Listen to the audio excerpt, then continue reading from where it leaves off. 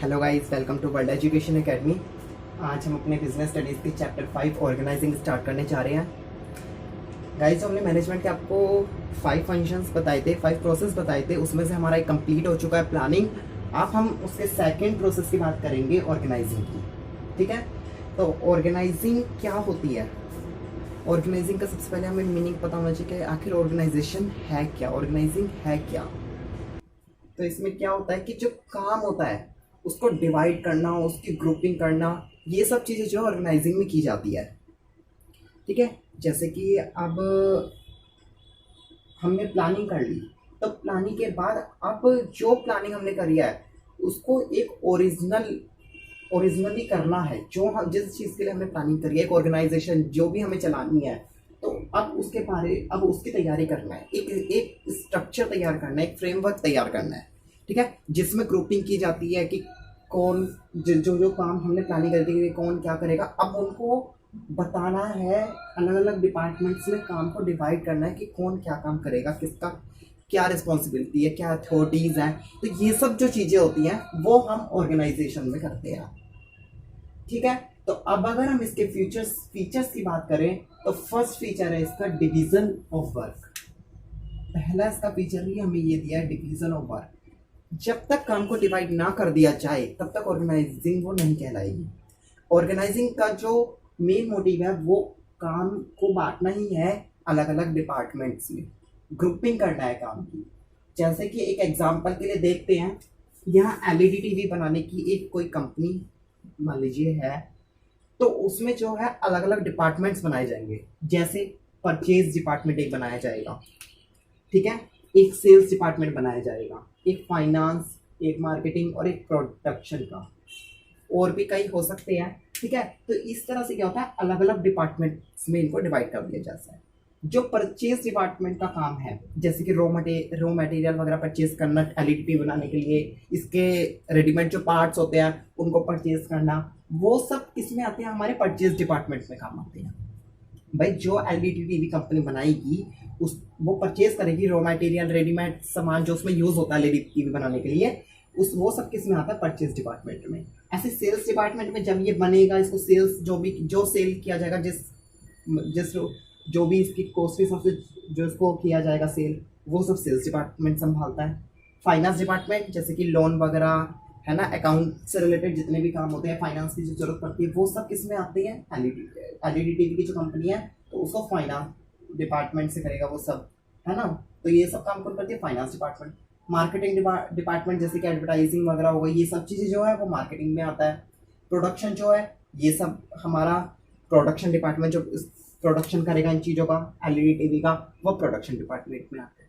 तो क्या है कि पूरे एक काम को हमने अलग अलग डिपार्टमेंट में बांट दिया, अलग अलग इनकी ग्रुपिंग कर दी। अब इसमें भी इनके जो है मैनेजर्स वगैरह होते हैं, सुपीरियर्स जो सबॉर्डिनेट्स वगैरह, तो ये सब किस में आते हैं, इन सब अलग अलग डिपार्टमेंट्स में होते हैं। एक एक ग्रुप में हम इनको अलग अलग बांट देते हैं।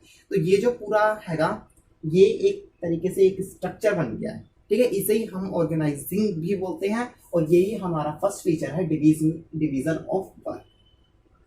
नेक्स्ट जो है फीचर इसका वो है कोऑर्डिनेशन। कोऑर्डिनेशन मतलब होता है एक तरीके से मेल मिलाप। ठीक है, मिलकर किसी काम को करना, है ना, तो हम कहेंगे कि उसमें कोऑर्डिनेशन है, उस काम में कोऑर्डिनेशन है। हम फिर से यही वाला एग्जांपल लेकर बात करते हैं कि एक एलईडी टीवी बनाने वाली कंपनी है, सब अलग अलग डिपार्टमेंट्स में डिवाइड कर रखा है इसको।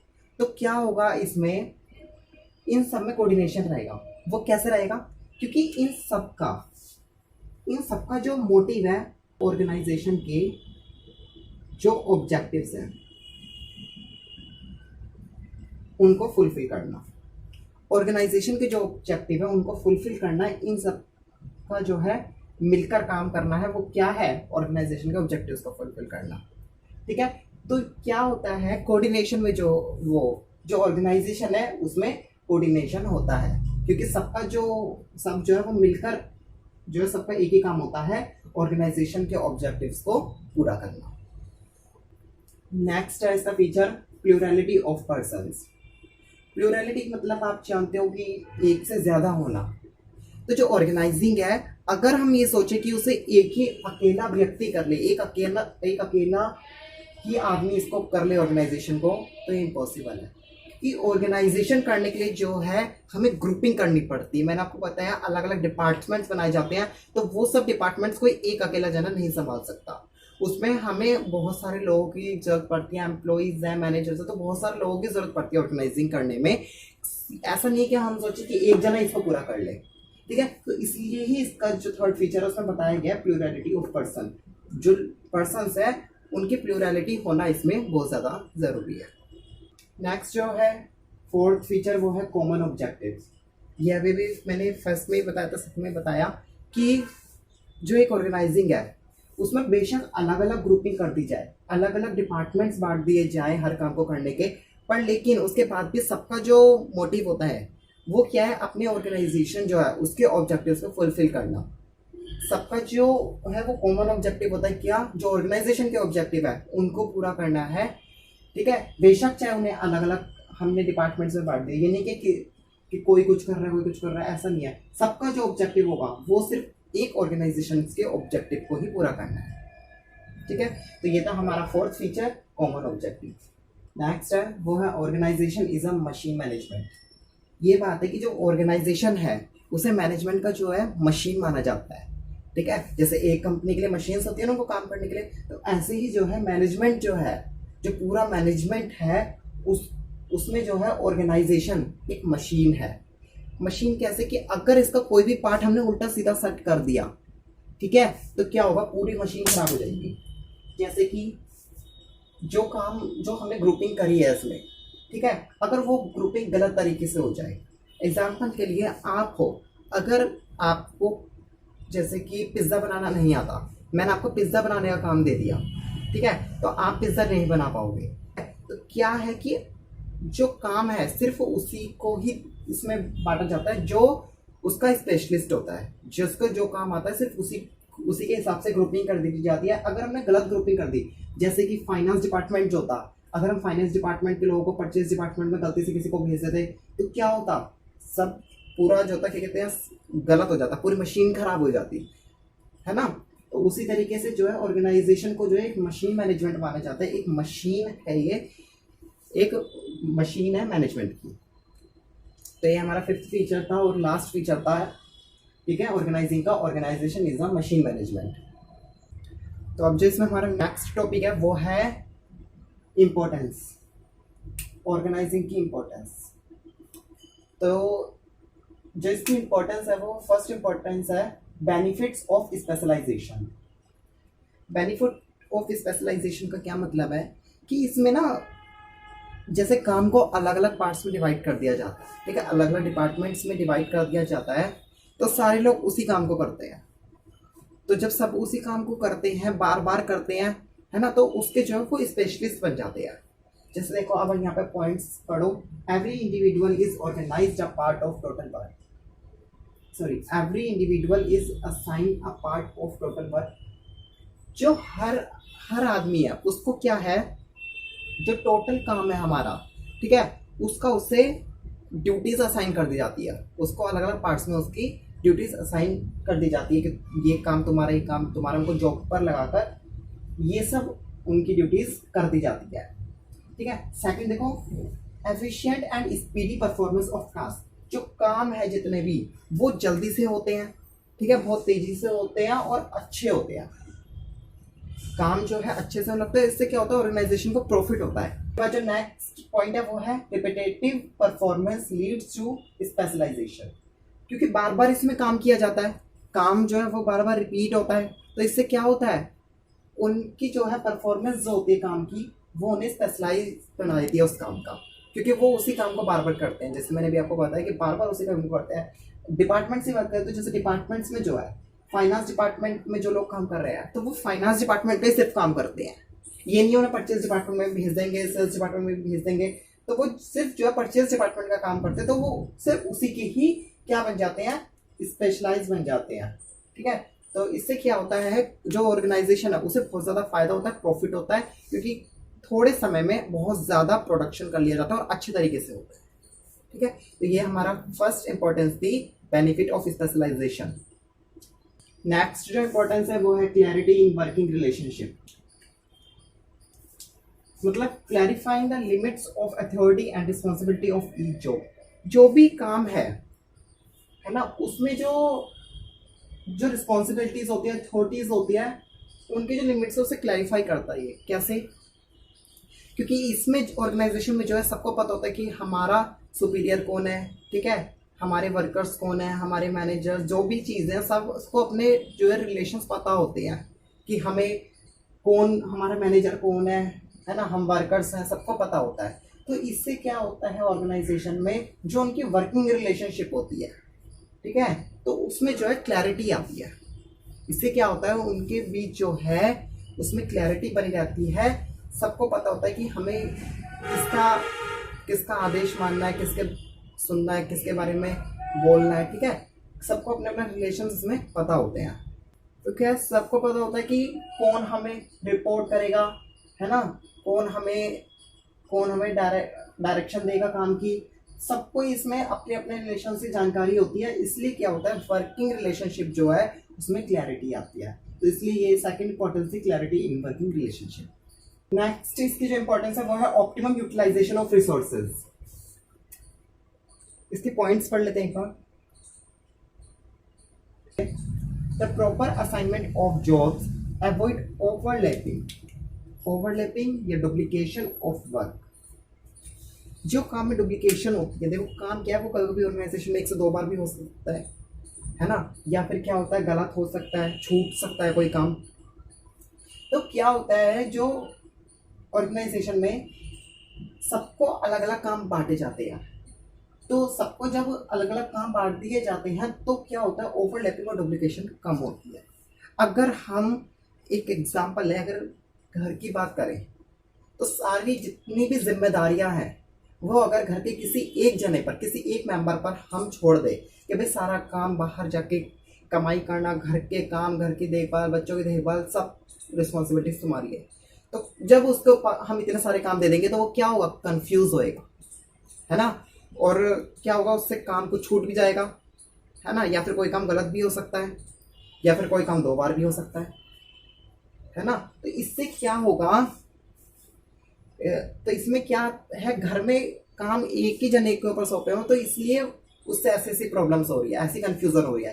पर लेकिन अगर हम वही काम सब मेंबर्स पर दे दें कि कमाई का काम किसी और का है, घर में देखभाल का काम किसी और का, बच्चों की देखभाल का काम किसी और का है, तो इससे क्या होगा सब अपने अपने काम पर फोकस रखेंगे, ठीक है ना, सब अपने अपने काम पर फोकस रखेंगे। तो क्या होगा इससे ना तो कोई काम छूटेगा, है ना, और ना ही किसी काम में डुप्लीकेशन होगी, ना ही कोई काम दोबारा करना पड़ेगा या फिर 2 बार नहीं होगा। सेकंड पॉइंट देखिए, it helps in minimising the wastage of resources and efforts. जो रिसोर्सेज एंड एफर्ट्स हैं उनकी वेस्टेज को जो है कम करता है।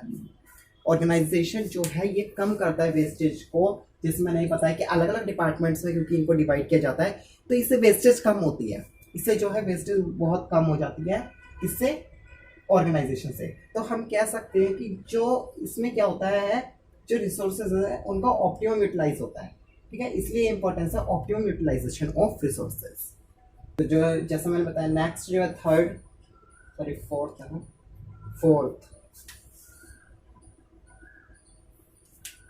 तो नेक्स्ट जो हमारा फोर्थ वो है adaptation to change. Adaptation to change मतलब कि चेंज में सुविधा होना।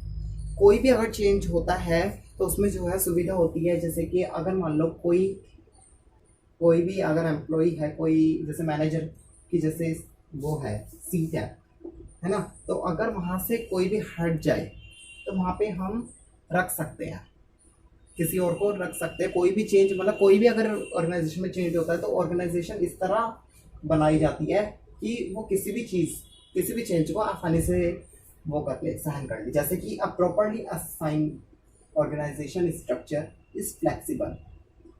सब जो पूरा ऑर्गेनाइजेशन स्ट्रक्चर जो असाइन किया गया है वो फ्लेक्सिबल होता है, विच फैसिलिएट, जो कि फैसिलिएट होता है एडजस्टमेंट टू चेंज करने में इन एक्सटर्नल इन्वायरमेंट, जो बाहरी इन्वायरमेंट है उसमें, related to technology, products, resources and market. जो टेक्नोलॉजी अगर उसमें कोई चेंज होता है तो ऑर्गेनाइजेशन पर जो है उसका इफेक्ट जो है कम पड़ेगा, क्योंकि वो फ्लेक्सिबल होता है, वो इस तरीके से ही उसका स्ट्रक्चर तैयार किया जाता है कि कोई भी चेंज हो तो उसे आसानी से जो है ये सहन कर ले। तो अगर कोई टेक्नोलॉजी है, प्रोडक्ट्स हैं, रिसोर्सेज हैं, मार्केट्स हैं, तो इन सबसे जो भी रिलेटेड चेंजेस आएंगे वो ऑर्गेनाइजेशन इजीली उसे सहन कर लेती है। तो यही है adaptation to change. Next fifth है development of personals. Development of personals का क्या मतलब है? When managers delegate their authorities it reduce their workload. जो मैनेजर्स हैं वो अथॉरिटीज जो होती हैं, जो मैनेजर्स हैं उनकी जो अथॉरिटीज है उनको डेलीगेट किया जाता है। तो डेलीगेट करने से क्या होता है, जो उनका वर्कलोड होता है वो एक तो कम होता है, और वो लोग क्या है फोकस कर सकते हैं और नए नए काम को करने के मेथड्स पर, या फिर more important issue to related to growth, जिससे ऑर्गेनाइजेशन की ग्रोथ हो। तो इससे क्या है, इन्हें नए नए मेथड्स मिलते हैं कि किसी काम को और हम किस तरीके से कर सकते हैं, है ना, जिससे मतलब ऑर्गेनाइजेशन की ग्रोथ हो। तो जब इनको डेलीगेट किया जाता है इनके अथॉरिटीज को, तो इन्हें और नए नए मेथड्स मिलते हैं और अपने और इम्पोर्टेंट इश्यूज जो हैं उन पर जो है फोकस कर सकते हैं, जिससे हमारी ऑर्गेनाइजेशन की ग्रोथ हो सके। नेक्स्ट जो है वो है एक्सपेंशन एंड ग्रोथ। अभी हमने लास्ट में पढ़ा था कि जो हमारी ऑर्गेनाइजेशन है उसकी ग्रोथ होती है, ठीक है, वो तो था, वो उससे था क्या कहते हैं एडेप्टेशन टू चेंज, मतलब डेवलपमेंट ऑफ पर्सनल्स। उसमें जैसा बताया था कि हमारी जो कंपनी है उसकी ग्रोथ होती है, ठीक है, जब भी जो पर्सनल्स हैं उनका डेवलपमेंट होने से। अब जो इसमें एक्सपेंशन एंड ग्रोथ, इसमें क्या है, it helps in growth and diversification of an enterprises by adding more jobs, position, departments, product lines. जी ये किस चीज़ में हेल्पफुल है, ठीक है, एक्सपेंशन एंड ग्रोथ क्या है, इसमें क्या होता है, जो कोई भी एंटरप्राइजेस है, कोई भी, एक मिनट, जो हमारी एंटरप्राइजेस है कोई भी, उसमें अगर और ज़्यादा से ज़्यादा जॉब पोजीशन जो है वो ऐड की जाए और डिपार्टमेंट्स बढ़ाए जाएं, है ना, प्रोडक्ट लाइन को जो है वो भी बढ़ाई जाए, तो इससे क्या होगा, जो हमारी एक ऑर्गेनाइजेशन है वो ग्रोथ करेगी और ग्रोथ करेगी, ठीक है ना। तो यही था हमारा लास्ट इंपॉर्टेंस इसकी, एक्सपेंशन एंड ग्रोथ। तो यहीं पे हमारे जो है इसके इंपॉर्टेंस खत्म होते हैं। इसके बाद नेक्स्ट जो है हमारा, उसमें हम पढ़ेंगे इसके प्रोसेस।